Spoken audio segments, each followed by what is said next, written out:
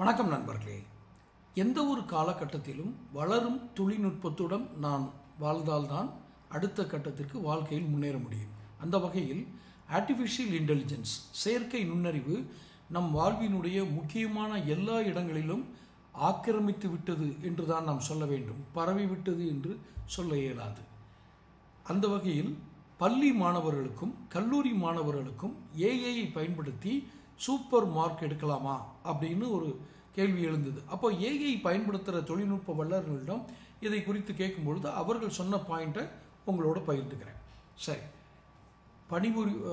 வேலை பார்க்குறவங்க, தொழிலதிபர்கள், தொழில் முனைவோர்கள் தான் ஏஐ பயன்படுத்தணும் அப்படிங்கிறது இல்லை. ஹோம் மேக்கர், பள்ளி கல்லூரி மாணவர்கள் கூட ஏஐ சூப்பராக பயன்படுத்தி பயனடையலாம். சரி, இது என்ன கைடு?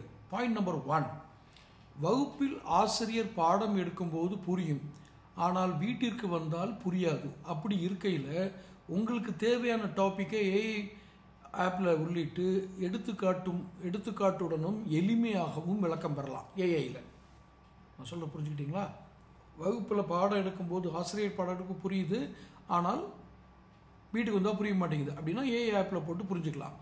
ஆங்கில வழியில் படிக்கும் மாணவர்களுக்கு ஆங்கில வார்த்தைகளில் ஒரு சில சந்தேகங்கள் ஏற்படும். இந்த வார்த்தைக்கு என்ன அர்த்தம், இது எப்படி ப்ரொனவுன்ஸ் பண்ணுறது, இதற்கான அர்த்தம், பயன்பாடு என்ன, அந்த வார்த்தையை எங்கே பயன்படுத்தணும், இதெல்லாம் ஏஐட்ட கேட்டு தெரிஞ்சுக்கலாம். இது இங்கிலீஷ் மீடியம் படிக்கிறவங்களுக்கு எப்படி வார்த்தைகளை உச்சரிப்பது என்பதை கூட தெரிந்து கொள்ளலாம் அந்த ஏஐ இதில். இது பாயிண்ட் நம்பர் 3 நான் சொல்லிட்டு இருக்கிறது.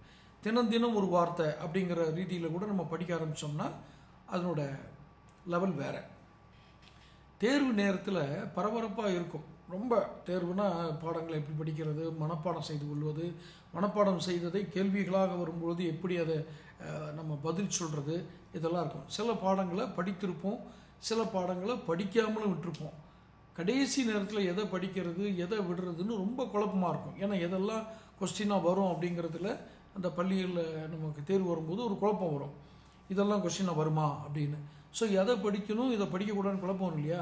இதை தவிர்க்கிறதுக்கு நீங்கள் படிக்காமல் விட்டிருக்கும் பாடங்கள், படித்திருக்கும் பாடங்களை போட்டு உங்களுக்கு எவ்வளவு நாள் தேர்வுக்கு உள்ளது அப்படின்னு சரியாக அதை நீங்கள் ஃபீட் பண்ணிங்கன்னா நீங்கள் படிப்பதற்கான டைம் டேபிளை அதை கொடுத்துரும். எவ்வளோ சூப்பர் பாருங்கள். தேர்வு நேரத்தில் தான் அந்த பதட்டத்தை தவிர்க்கிறதுக்கு இதெல்லாம் நடக்குது. இந்த கேள்வி விடை ஒரு கேள்வி இருக்குது, அதனுடைய விடை ரொம்ப பெரிதாக இருக்குது, இதை படிக்க கஷ்டமாக இருக்குது அப்படின்னு நீங்கள் ஃபீல் பண்ணிங்கன்னா அந்த கேள்வி விடையின் ஃபோட்டோவை எடுத்து ஏஐ ஆப்பில் அப்லோடு பண்ணிட்டீங்கன்னா ஏஐ ஆப் அதை எளிதாக்கி சின்ன தலைப்புகளோட உங்களுக்கு ஈஸியாக்கி கொடுத்துரும். ஒரு பெரிய விடையாக இருக்குது, அதை சின்ன தலைப்புகளை கொடுத்தா எளிதாக நம்ம உள்வாங்கிடுவோம். அதை ஏஐ செய்யும். ரைட். பாடங்களில் வர்ற பேர், ஆண்டுகள் ஆகியவற்றை நினைவில் வைத்துக்கிறது கஷ்டமாக இருக்குன்னு வச்சுக்கோங்க.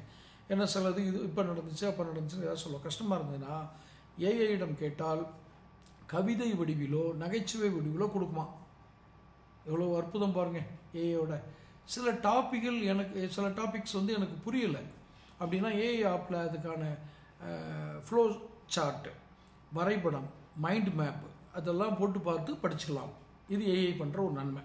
புரியலைன்னா கணிதம், ஃபிசிக்ஸ், கெமிஸ்ட்ரி ஆகியவற்றில் வரும் கணக்குகள் கஷ்டமாக இருந்தால் ரொம்ப முக்கியம்.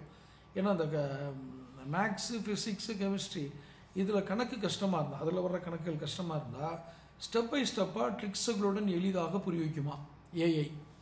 இது மாணவர்களுக்கு எவ்வளோ பெரிய வரப்பிரசாதம்.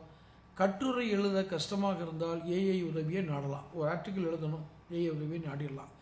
வேறு ஏதாவது மொழியை கற்க ஏஐயை பயன்படுத்தலாம். வேறு மொழி கற்கணுமா, நீங்கள் இப்போ ஒரு மதர் லாங்குவேஜ் வேறு மொழி கற்கணுமா, ஏஐ பயன்படுத்திக்கலாம். பள்ளி கல்லூரியில் நடத்தப்படும் போட்டிகளில் ஜொலிக்கவும் ஏஐயிடம் டிப்ஸ் அண்ட் ட்ரிக்ஸை வாங்கிக்கலாம். இந்த டாப்பிக்கில் நான் பேச போகிறேன், இந்த டாப்பிக்கில் பேசுகிறதுக்கு என்னென்னா எனக்கு எடுத்துக்கொடு அப்படின்னு சொன்னால் நிறைய டிப்ஸ் அண்ட் ட்ரிக்ஸ் கொடுக்குமா, பார்த்துக்கிடுங்க. இப்போது பாயிண்ட் நம்பர் 12க்கு வந்துடுச்சேன். கல்லூரிகளில் செமினார் எடுக்க சொன்னார்கள் என்றால் பயப்பட வேண்டாம். ஏஐ இருக்கிறது. என்ன, நீங்கள் தலைப்பை மட்டும் போட்டால் போதும், பாயிண்ட்டை பூரா அள்ளி தெளிச்சிருமா. எந்த செமினாரில் என்ன பாயிண்ட்னாலும் சரி எடுத்துடலாம். அறிவியலில் புதிதாக செய்ய வேண்டும் என்ற துடிப்போடு இருந்தீங்கன்னா உங்கள் ஐடியாவை ஏஐயில் தட்டி விட்டால் போதும். நீங்கள் புதிய என்ன ஒரு இன்வென்ஷனில் இருக்கிறீங்க அப்படின்னா, கண்டுபிடிப்பில் இருக்கீங்க அப்படின்னா, ஐடியாவை ஏஐயில் தட்டி விட்டால் போதும், உங்களுக்கான வழிகாட்டுதல் ஈஸியாக கிடைக்கும். உதாரணத்துக்கு நான் இந்த மாதிரி ஒரு சயின்ஸ் ப்ராஜெக்ட் பண்ணுறேன் அப்படின்னு சொன்னீங்கன்னா, அதுக்கு வழிமுறைகளை பூரா ஏஐ கொடுத்துரும். இதெல்லாம் தாண்டியும் ஏஐயை பயன்படுத்த முடியும், உங்கள் வேலையை எளிதாக்கலாம். நான் கிட்டத்தட்ட ஒரு 13 பாயிண்ட் சொல்லியிருக்கேன். இதை தவறும் நீங்கள் யூஸ் பண்ணலாம். ஆனால் முழுக்க முழுக்க ஏஐ மட்டுமே நம்பி இருப்பதும் அவ்வளோ நல்லா இல்லை. ஏன்னா human brain is a natural ஒரு கமோடிட்டி. அதை தாண்டி ஒன்று செயற்கையானது வந்துடாது. அதனால் இதை ஒரு உதவியாக வைத்து கொள்ளலாம் ஏஐ. மற்றபடி இதையே நம்பி இருக்கிறதும் அவ்வளவு அட்வைசபிள் இல்லை. தொடர்ந்து பேசுவோம். சேனல் சப்ஸ்கிரைப் பண்ணாதவங்க சப்ஸ்கிரைப் பண்ணிக்கோங்க. நோட்டிஃபிகேஷன் பெல் பதிவு பண்ணுங்கள்.